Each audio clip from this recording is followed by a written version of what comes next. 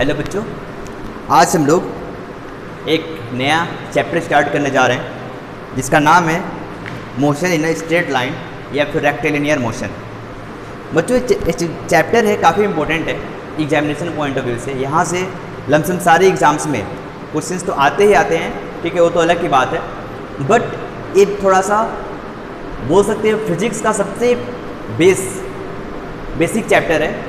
यहाँ से physics actually physics start होती है, ठीक है, जैसे मैंने बोला था यूनिट एंड डायमेंशन से, वहाँ से एक्चुअली में स्टार्ट होती है, बट जो एक्चुअल जो फीलिंग्स आएगी आप लोग को पढ़ने में वो यहीं से आएगी, इसी चैप्टर से, इसी टॉपिक से, ठीक है। मैकेनिक्स से स्टार्ट होता है बेसिकली। बच्चों यहाँ पे जाने से पहले हमको कुछ चीज़ें पहले हम लोग को बेस क्लियर होनी चाहिए, कुछ टर्मिनोलॉजी होते हैं उसके बारे में हम लोग समझ लेते हैं, ठीक है। सबसे पहले जो फिजिक्स में होता है बच्चों ये होता है मैकेनिक्स क्या होता है, ठीक है। सबसे पहले हम लोग मैकेनिक्स समझ लेते हैं, मैकेनिक्स होता क्या है, ठीक है। मैकेनिक्स क्या होता है basically, mechanics it is a branch of physics, ठीक है। फिजिक्स एक छोटा सा मतलब बोल सकते हैं ब्रांच है, पुराना ब्रांच है, ठीक है, जिसमें हम लोग कोई भी बॉडी है उसके बारे में हम लोग क्या करते हैं, एनालिसिस करते हैं। एनालिसिस करते हैं इसका क्या मतलब, इसका मतलब यह है कि उस ऑब्जेक्ट के बारे में हम लोग क्या करते हैं, रेस्ट में है या फिर मोशन में है, उसके कंडीशंस के बारे में हम लोग क्या करते हैं, स्टडी करते हैं, ठीक है। और रेस्ट और मोशन उस ऑब्जेक्ट का क्या हो रहा है, रेस्ट में है या फिर मोशन में है, ठीक है, उसके पीछे रीज़न क्या है, ठीक है, वो टाइम के साथ कैसे चेंज हो रहा है, ठीक है, और टाइम के साथ कैसे चेंज हो रहा है, और जब चेंज हो रहा है तो उसके पीछे रीज़न क्या है, ऐसी सारी चीज़ें हम लोग मैकेनिक्स के अंदर पढ़ते हैं। और मैकेनिक्स जो है बच्चों वो बोला जाए तो 2 पार्ट में डिवाइड है, एक होता है काइनेमेटिक्स, दूसरा होता है डायनेमिक्स। बट एक चीज़ और इसमें ऐड कर सकते हैं जिसे हम लोग स्टैटिस्टिक्स बोलते हैं, मतलब इसको हम लोग डिवाइड करने का प्रयास करें। सबसे पहले मैकेनिक्स क्या होता है, मैकेनिक्स बेसिकली एक ऐसा ब्रांच ऑफ फिजिक्स है, ठीक है, जो डील करता है कोई भी ऑब्जेक्ट्स या मटेरियल ऑब्जेक्ट्स का रेस्ट और मोशन का कंडीशंस के बारे में, ठीक है। मतलब यही कि it deals with the condition of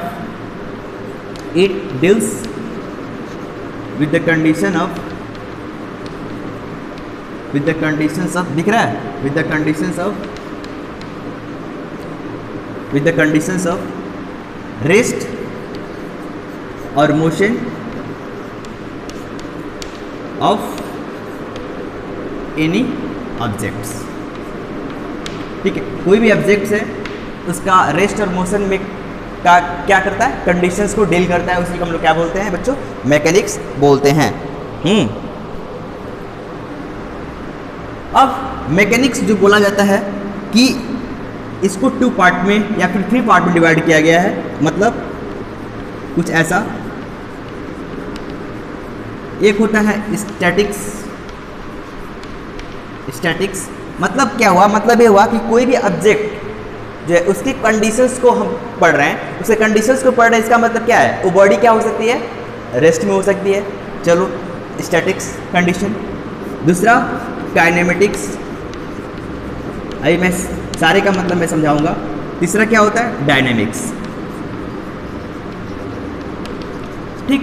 अब देखो स्टैटिक्स का मतलब क्या होता है, स्टैटिक्स का मतलब ये होता है कि कोई भी ऑब्जेक्ट है, कोई भी ऑब्जेक्ट का जो कंडीशन हो किस में होना, रेस्ट में होना, ठीक है, मतलब उसका पोजीशन जो हो वो टाइम के साथ चेंज ना करे, मतलब यहाँ पे टाइम इंपॉर्टेंट नहीं है, कहने का मतलब यही है, ठीक है। वो जैसे कोई भी ऑब्जेक्ट है जिसका तस ऐसे रखा हुआ है, ठीक है, इसका पोजीशन वगैरह कुछ चेंज नहीं हो रहा है, ठीक, और इसमें बहुत सारे फोर्सेस लग रहे हैं, ठीक है, बट जो फोर्सेस हैं वो क्या कर रहे हैं, उसको इक्विलिब्रियम स्टेट में ला रहे हैं, ठीक है, उसी को हम लोग क्या बोलते हैं, स्टैटिक्स बोलते हैं, ठीक। उसके बाद क्या होता है, मतलब it deals with what, the study, it deals with what, बोल सकते हैं आप द ऑब्जेक्ट एट रेस्ट, ठीक है, जब ऑब्जेक्ट रेस्ट में हो उस कंडीशन में हम लोग रेस्ट और इन इक्विलिब्रियम पोजीशन, ठीक है। इक्विलिब्रियम पोजीशन का मतलब क्या होता है, इक्विलिब्रियम पोजीशन का मतलब यही होता है बच्चों कि उसमें फोर्सेस लग रहे होते हैं, लेकिन वो सारे के सारे, जैसे मान लो कि कोई ऑब्जेक्ट है, ठीक है, इस पर देखा जाए तो एक नॉर्मल फोर्स लग रहा है, कॉन्टैक्ट फोर्स लग रहा है, दूसरा mg लग रहा है, तो ऐसा नहीं है कि फोर्स नहीं लग रहा, फोर्स लग रहा है, बट ये क्या कर रहा है, दोनों को इक्वल एंड अपोजिट लग रहे हैं और ये दोनों को क्या कर दे रहा है, इक्विलिब्रियम पोजीशन में ला दे रहा है। उसको उसका मतलब यही हुआ, इक्विलिब्रियम पोजीशन का मतलब यही हुआ। ठीक है, उसके बाद होता है काइनेमेटिक्स। काइनेमेटिक्स, और यहाँ चीज़ ध्यान देना, स्टैटिक्स के केस में टाइम इंपॉर्टेंट नहीं है, टाइम इंपॉर्टेंट नहीं है, मतलब यहाँ पे एसेंशियल कंडीशन जो है वो टाइम का यहाँ पे रिलेशन कुछ नहीं होता है। ठीक है, बस ऑब्जेक्ट है, रेस्ट में है, स्टैटिक कंडीशन में है, उसी को हम लोग क्या बोल दिए, स्टैटिक्स बोल दिए। उसके बाद दूसरा होता है काइनेमेटिक्स। काइनेमेटिक्स का मतलब ये होता है कि कोई भी ऑब्जेक्ट है, कोई भी ऑब्जेक्ट है, उस ऑब्जेक्ट का मोशन हो रहा है। ठीक है, considering the cause of motion, sorry हाँ, considering without considering the cause of motion, मतलब कोई भी ऑब्जेक्ट है, जैसे मान लो ये ऑब्जेक्ट है, ठीक है, इसका पोजीशन क्या हो रहा है, चेंज हो रहा है। ठीक है, टाइम के साथ साथ इसका पोजीशन क्या हो रहा है, चेंज हो रहा है। लेकिन ध्यान देना, इसमें हम लोग इस मोशन का रीज़न क्या है, ये सब चीज़ें हम लोग नहीं पढ़ते। ठीक है, नो डाउट इस क्या हो रहा है, इसके पीछे रीज़न होगा, क्यों मोशन कर रहा है, क्यों नहीं कर रहा है, इसमें हम लोग क्या एक्सटर्नल फोर्स दे रहे हैं, क्या नहीं। बट काइनेमेटिक्स के केस में क्या होता है, इसमें हम लोग मोशन का कॉज क्या है, वो सब चीज़ें हम लोग नहीं देखते। ठीक है, मतलब इसका मतलब ये हुआ काइनेमेटिक्स का मतलब कि इट डील्स विद, यहाँ पे डील्स लगा देना। ठीक, काइनेमेटिक्स का मतलब आप लिख सकते हो deals with the study of motion of object, deals with the study of motion of objects, motion of objects without considering, with respect to time बोल सकते हो। ठीक है, आज मैं बताऊंगा, with respect to time, without considering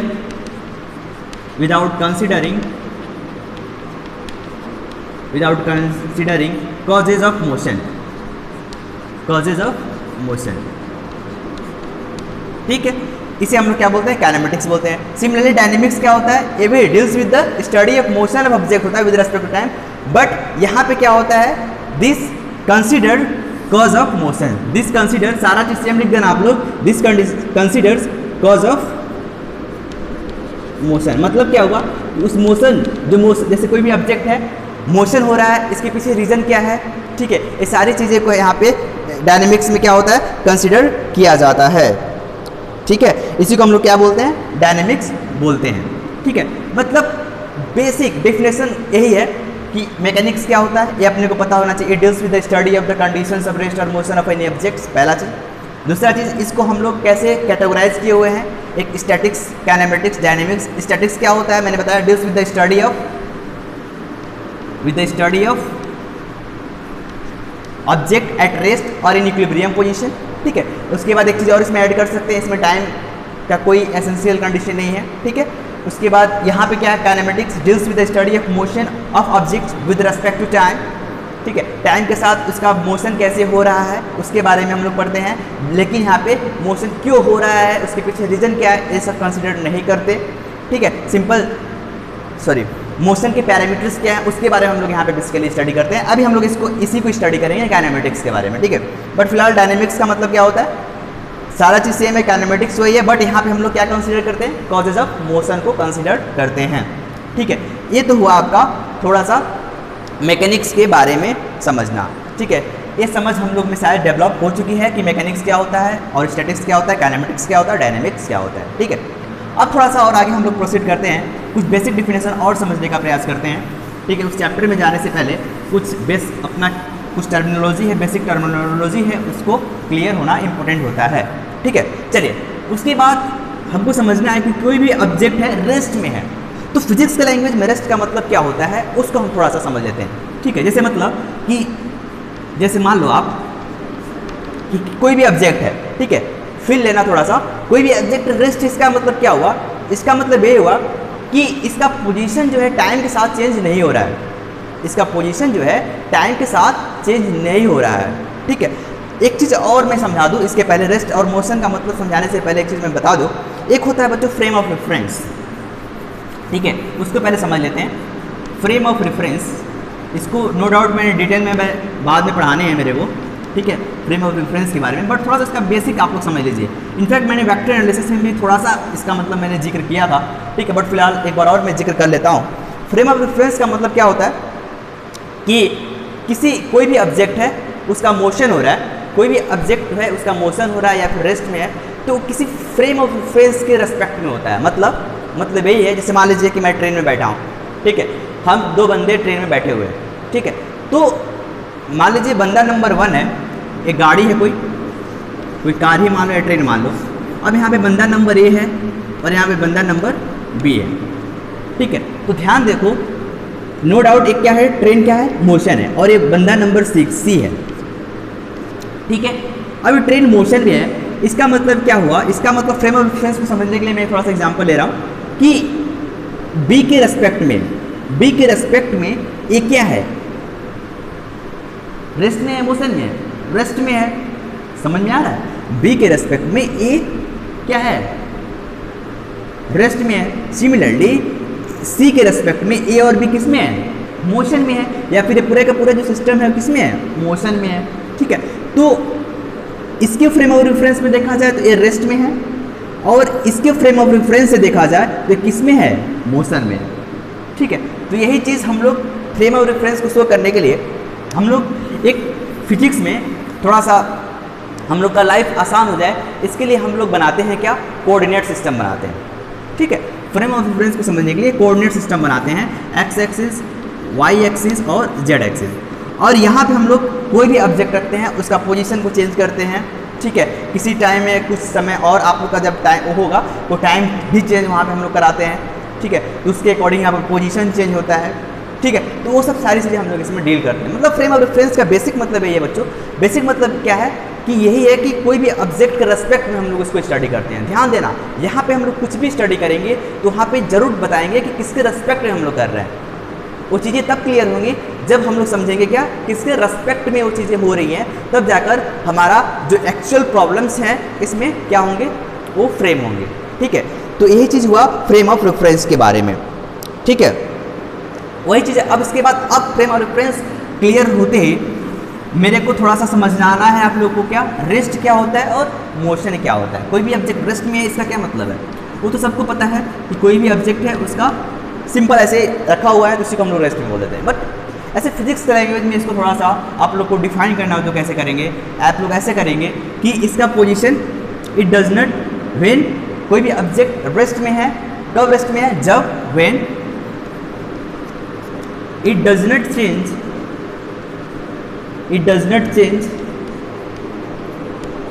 its position ठीक है। किसके रेस्पेक्ट में, सराउंडिंग के रेस्पेक्ट में, with respect to the surrounding. मैंने बताया फ्रेम ऑफ रेफरेंस जो है यहाँ पे क्या है, सराउंडिंग है। जैसे कोई भी ऑब्जेक्ट है, ठीक है, सराउंडिंग के हिसाब से क्या है, मोशन नहीं कर रहा है, इसका पोजीशन मतलब चेंज नहीं हो रहा है, तो क्या हो गया, सिंपल रेस्ट में हो गया। बट एक चीज़ इसमें और जोड़ना है, क्या, with the passage of time, क्योंकि हम लोग क्या कर रहे हैं, अब रेस्ट और मोशन की स्टडी कर रहे हैं। इसका मतलब क्या हुआ कि हम लोग यहाँ पे टाइम को भी कंसिडर करना होगा, ठीक है, with the passage of time, ठीक, समझ में आया। तो यदि वो अपना पोजीशन नहीं चेंज कर रहा है सराउंडिंग के रेस्पेक्ट में with the passage of time, तो बॉडी किस में है, रेस्ट में है। जस्ट इसका उल्टा, कोई भी ऑब्जेक्ट है अपना पोजीशन चेंज कर रहा है with respect to surrounding with the passage of time, तो क्या हो जाएगा, मोशन में हो जाएगा। तो मोशन के लिए हम लोग क्या करेंगे, यहाँ पे मोशन लिख दूंगा और यहाँ पे बोल दूंगा it changes its position with respect to the surrounding with the passage of time. इसी को क्या बोलेंगे, मोशन बोलेंगे, ठीक। अब एग्जाम्पल तौर पे क्या है कि कोई भी आप बोल सकते हैं कि कार है, ठीक है, कार क्या कर रहा है, मोशन में है। इसका मतलब क्या है, उसका पोजीशन चेंज हो रहा है, ठीक है, सराउंडिंग के रेस्पेक्ट में, ठीक है। बट ध्यान देना, मैंने फ्रेम ऑफ रेफरेंस बार बार बता रहा हूँ कि क्या है कि यदि मान लो कि ट्रेन में कोई बैठा है, दो बंदे बैठे हैं, तो उसके रेस्पेक्ट में फिर वो चीज़ें चेंज हो जाएंगी, ठीक है। तो यहाँ पे फ्रेम ऑफ रेफरेंस क्या है, इंपॉर्टेंट है, ठीक है।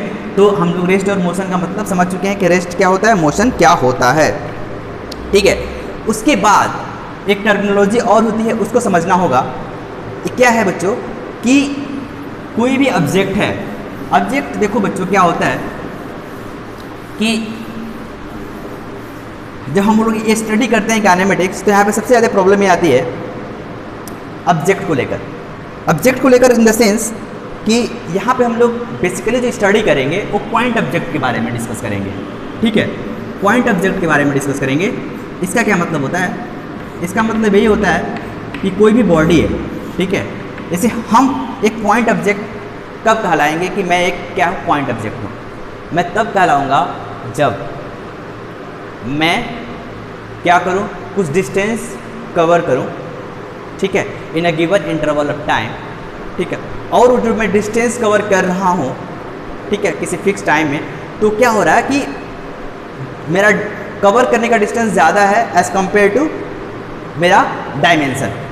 ठीक है, जो भी मेरा डायमेंशन है उसके कंपैरिजन में यदि मेरा कवर डिस्टेंस क्या है, ज़्यादा है, तो मैं क्या कहलाऊँगा? एक पॉइंट ऑब्जेक्ट कहलाऊँगा। और ध्यान देना बच्चों, यहाँ पे कोई भी पॉइंट ऑब्जेक्ट यदि मूव करता है तो वहाँ पे रोटेशनल और वाइब्रेशनल का जो कंडीशन है वहाँ पे हम लोग क्या करते हैं? इग्नोर करते हैं। वहाँ पे क्या करते हैं? इफेक्ट को क्या करते हैं? उस इफेक्ट को, वाइब्रेशनल रोटेशनल को हम लोग क्या करते हैं? इग्नोर करते हैं। मतलब कोई भी ऑब्जेक्ट है वो पॉइंट ऑब्जेक्ट तब होगा if any object is said to be a point object if the distance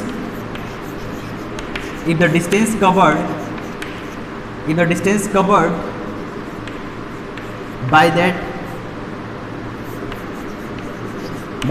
object is much greater than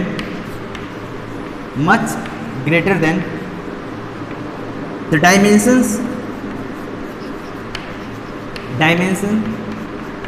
of that object। Dimension में वही थिकनेस, लेंथ, ब्रेथ सारा आ गया। ठीक है, with the dimensions of that object. ध्यान देना, point object जो हम लोग लेते हैं वो क्या है? यहाँ पे हम लोग वाइब्रेशनल रोटेशनल इफेक्ट को क्या करते हैं? इफेक्ट इग्नोर करते हैं। मतलब रोटेशन पढ़ने के लिए हम लोग को पॉइंट ऑब्जेक्ट वहाँ पे हम लोग कंसिडर नहीं करते हैं। ठीक है, उसके लिए कुछ और ऑब्जेक्ट कंसिडर करते हैं जो हम लोग जब रोटेशनल मैकेनिक्स पढ़ेंगे तो वहाँ पे मैं सारी चीज़ें बता दूंगा। बट फिलहाल के लिए पॉइंट ऑब्जेक्ट का मतलब समझ लो कि जैसे मान लो कोई ऑब्जेक्ट है, ठीक है, इसका डायमेंशन कुछ आर है।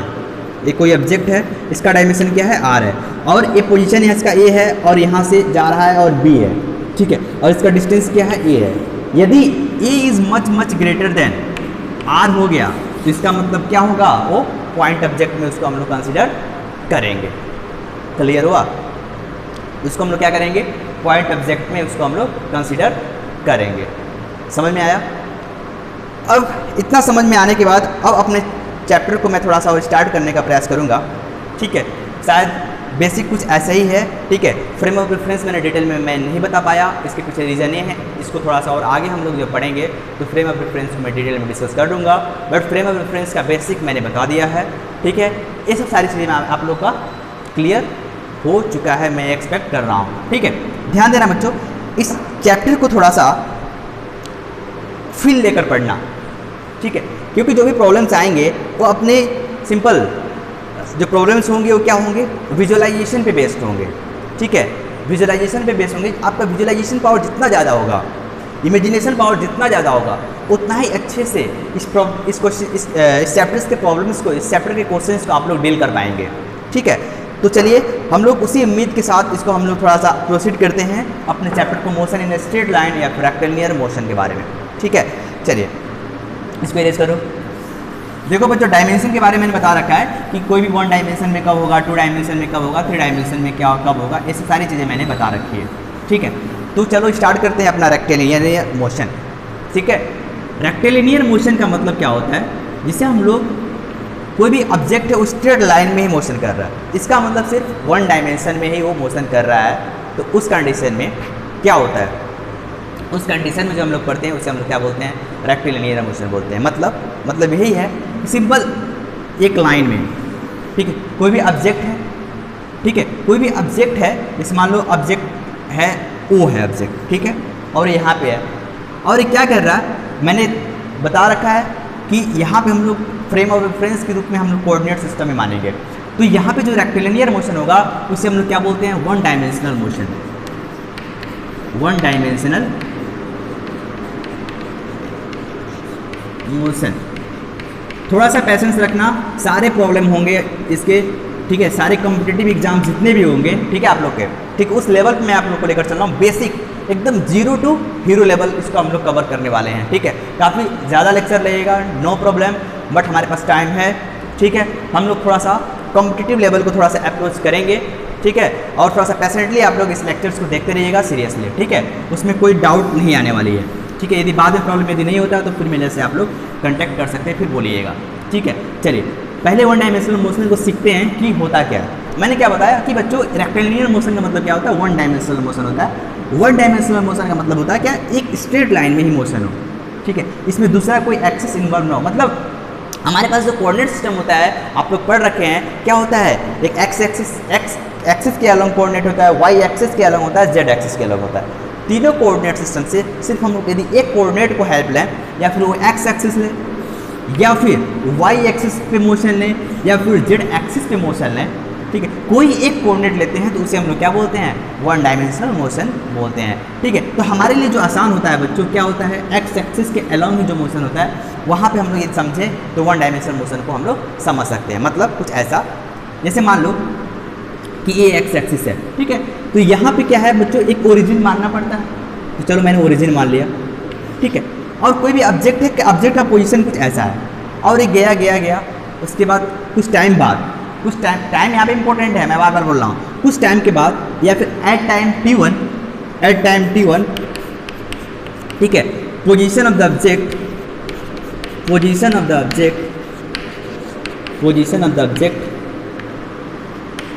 उस ऑब्जेक्ट का पोजीशन क्या है, इज एट ए। कहाँ पे है बच्चों, ए पे है, ठीक है, ए पे है। और यहाँ पे जो इसका जो पोजीशन हुआ, पोजीशन है, इसका मतलब क्या है, एक पोजीशन वेक्टर से हम लोग डिनोट करते हैं। मैंने पोजीशन वेक्टर और डिस्प्लेसमेंट वेक्टर के बारे में मैंने वेक्टर एनालिसिस में मैंने बता रखा था, ठीक है। देखो उसीलिए यही रीज़न था पहले बेसिक्स आप लोग बताने का, वेक्टर एनालिसिस बताने का मतलब ही यही था कि जब मैं काइनेमेटिक्स में पढ़ाऊँ तो मेरी ज़िंदगी थोड़ी सी, मेरी लाइफ जो है थोड़ा सा समझाने में आसान हो जाए, ठीक है, इसलिए मैंने बताया था। तो यहाँ पे देखो, यहाँ पे इसका पोजीशन क्या है, पोजीशन वेक्टर है, इसका मतलब इसका इनिशियल पोजीशन से वहाँ तक उसके पोजीशन क्या हुआ, पोजीशन वेक्टर होता है। तो यहाँ पे मैंने x1 मैंने माना है, ठीक है, एट टाइम t1 में, at time t1 position of the object is at a, that is x1, ठीक। अब सिमिलरली कुछ टाइम बाद इसका पोजीशन b हो जाता है, और ओरिजिन से इसका पोजीशन क्या होता है, x2 होता है, ठीक है। At time t2 position of the object कहाँ पे है, is at b, that is x2। आप लोग ध्यान दो, यहाँ पे क्या ध्यान दो कि इसका पोजीशन क्या हो रहा है, चेंज हो रहा है, ठीक है, कितने डायमेंशन में, एक ही डायमेंशन में, विद रिस्पेक्ट टू टाइम, ठीक है। यदि पोजीशन चेंज हो रहा है विद रिस्पेक्ट टू टाइम, तो इसका मतलब बॉडी किस में है, मोशन में है, सबको पता है। अब इस केस में जो हम लोग स्टडी कर रहे हैं, इसी को हम लोग क्या बोलते हैं बच्चों, रेक्टिलिनियर मोशन बोलते हैं। इसको क्या बोलते हैं, रेक्टिलिनियर मोशन बोलते हैं, या फिर मोशन इन वन डायमेंशन बोलते हैं, ठीक है। तो मोशन इन वन डायमेंशन का मतलब कुछ ऐसा हुआ कि कोई भी ऑब्जेक्ट ओरिजिन पे है और इसका पोजीशन ए पे होता है किसी टाइम t1 पे, और किसी टाइम t2 पे इसका पोजीशन x2 होता है। तो यहाँ पे जो इसका पोजीशन में टाइम के साथ चेंज हुआ, ठीक है, चेंज इन पोजीशन के लिए हम लोग क्या करेंगे, यहाँ पे चेंज इन पोजीशन क्या होगा बच्चों, बताओ क्या होगा, x2 माइनस x1 होगा, x2 माइनस x1 होगा, ठीक है। इसका मतलब यहाँ पोजीशन का चेंज हो रहा है, इसका मतलब किस में है बच्चों, मोशन में है। और कितने डायमेंशन में है, सिर्फ यहाँ पे हम x और y सिर्फ x कोऑर्डिनेट पे काम कर रहे हैं, इसका मतलब वन डायमेंशन में हुआ, इसीलिए इसको हम लोग क्या बोल दिए, वन डायमेंशनल मोशन बोल दिए, ठीक है। अब कोई बॉडी रेस्ट में है तो उसका स्टडी करना उतना इम्पोर्टेंट नहीं है, बट कोई भी ऑब्जेक्ट है मोशन में है तो उसके पीछे पैरामीटर्स क्या क्या है उसके बारे में हमको थोड़ा सा समझना होता है, ठीक है। कितने मिनट का टाइम वीडियो हो गया, कोई दिक्कत नहीं है, ठीक है। तो हमको ये समझना होता है, ठीक है। लाइव क्लास भी लेना है बच्चों, क्लास सेकंड ईयर में, एनीवेज चलो कोई दिक्कत नहीं, समझ में आया। अब थोड़ा सा इसके पैरामीटर्स से बारे में समझ लेते हैं कि कोई भी बॉडी है, ठीक है, वो मोशन में है तो ठीक है, मोशन में है सही चलेगा। मोशन का मतलब मैंने अभी बताया कि कोई भी ऑब्जेक्ट मोशन में है, इसका मतलब क्या है, उसका पोजीशन चेंज होता है विद रिस्पेक्ट टू टाइम, ठीक है। तो उसे हम लोग क्या बोलेंगे, वो बॉडी को क्या बोलेंगे, मोशन में है, तो मोशन के भी कुछ पैरामीटर्स होते हैं जो हम लोग को क्या करना है, इसमें पढ़ना है, ठीक है। और क्या क्या पढ़ना है उस पैरामीटर्स के बारे में थोड़ा सा मैं डिस्कस कर लूँ, ठीक है। फिलहाल के एक्सपीरियंस कर देता हूँ, ठीक है। आप लोग को बहुत काफ़ी मज़ा आने वाला है, ठीक है। थोड़ा सा मेरे को टाइम दे दीजिए, उसके बाद फिजिक्स आप लोग को थोड़ा सा इंटरेस्टिंग लगने लगेगी, ठीक है। चलो अब देखो बच्चों, होता क्या है उसको समझो। मैं क्या बताने जा रहा था आप लोग को, हाँ, मोशन के बारे में, हाँ, पैरामीटर्स के बारे में। पैरामीटर्स, ठीक है। क्या क्या पैरामीटर्स हैं अंडर मोशन, मोशन के अंतर्गत में क्या क्या आते हैं पैरामीटर्स, हमको स्टडी करने होते हैं। सबसे पहले क्या पढ़ना पड़ता है अपने को, डिस्टेंस पढ़ना पड़ता है, ठीक। उसके बाद डिस्प्लेसमेंट के बारे में पढ़ना पड़ता है, उसके बाद स्पीड के बारे में पढ़ना पड़ता है, उसके बाद वेलोसिटी के बारे में पढ़ना पड़ता है, उसके बाद एक्सेलरेशन के बारे में पढ़ना पड़ता है, ठीक है।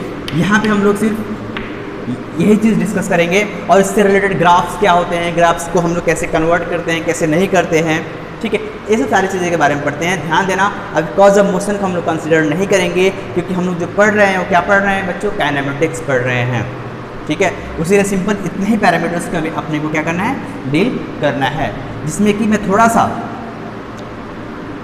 आज करा दूंगा, बट पहले ही दिन इतना आप लोग को मैं क्या बोलते हैं,